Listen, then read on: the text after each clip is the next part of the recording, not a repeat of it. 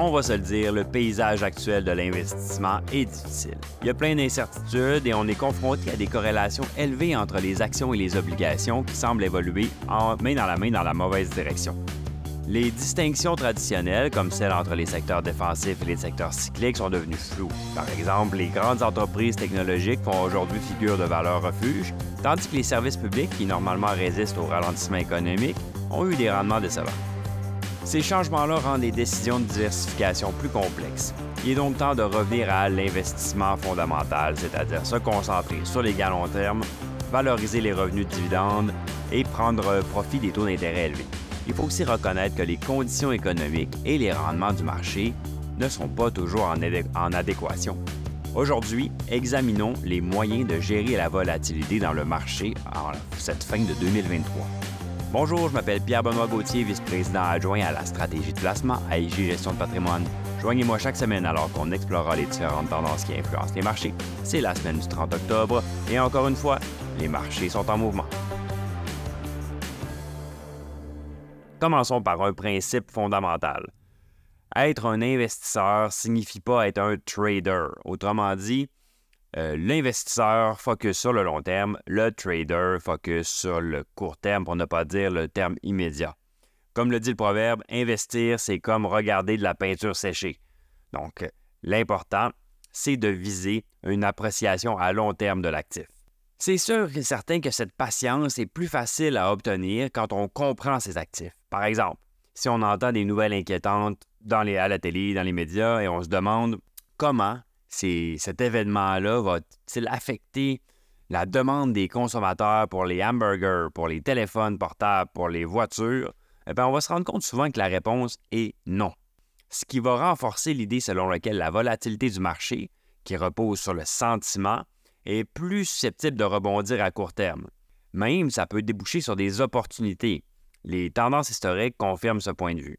L'indice S&P 500 est entré en phase de correction la semaine dernière. Pour rappel, une correction est une baisse de marché de plus de 10 %, mais de moins de 20 % par rapport à son plus récent sommet.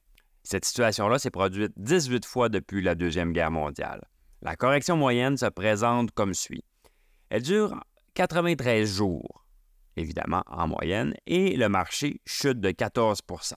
En général, on va se redresser à partir du plus bas en environ 90 jours.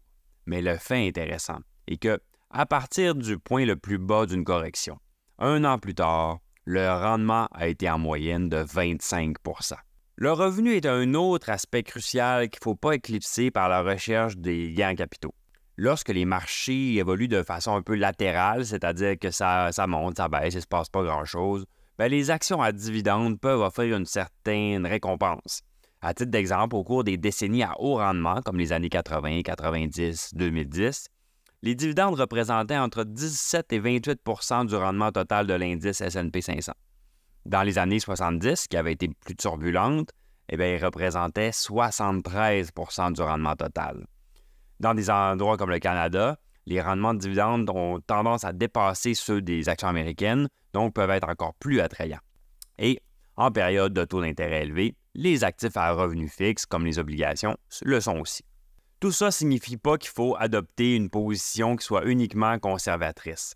Actuellement, on souligne que le risque économique potentiel au Canada, en Europe et dans certaines parties de l'Asie, certes, on le voit.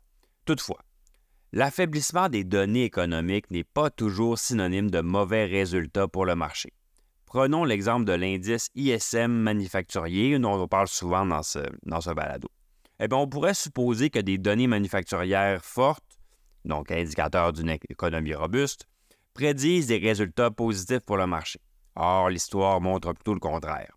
Au cours des 70 dernières années, un environnement manufacturier extrêmement fort a entraîné une baisse des rendements de l'indice S&P 500 l'année suivante, tandis qu'un environnement extrêmement faible a donné lieu à des rendements très élevés. Il s'agit d'un cas de « ça peut pas être pire, donc ça peut juste s'améliorer ». Les investisseurs ont tendance à acheter la force du marché et à vendre la faiblesse. C'est une réaction naturelle, mais que l'investisseur avisé doit combattre. Compte tenu de la confusion qui règne actuellement sur les marchés entre les secteurs défensifs et cycliques, et les corrections qu'on a vécues pendant une zone de taux d'intérêt élevé, la réussite va passer par un mélange stratégique de classes d'actifs, de zones géographiques, de thèmes et même de sources de revenus. Mais attention, si vous êtes à la recherche de sensations fortes, votre portefeuille d'investissement n'est peut-être pas le meilleur endroit où les trouver. Merci d'avoir été avec nous. Si vous avez apprécié le balado, n'hésitez pas à le partager à vos collègues et amis et on se dit à la semaine prochaine. En espérant que vous avez apprécié l'épisode, si c'est le cas, partagez-le à vos collègues et amis et on se dit à la semaine prochaine.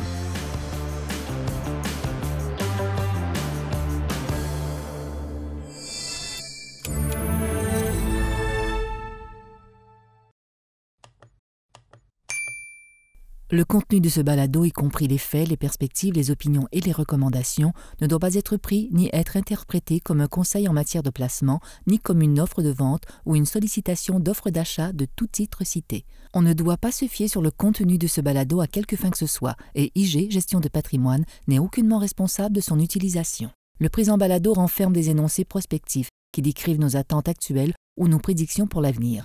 Les renseignements prospectifs sont assujettis à des risques, incertitudes et hypothèses pouvant donner lieu à des écarts significatifs entre les résultats réels et ceux exprimés dans le balado. Nos opinions sont susceptibles d'être modifiées en fonction des conditions du marché. Les placements dans les fonds communs peuvent donner lieu à des commissions ainsi qu'à des frais.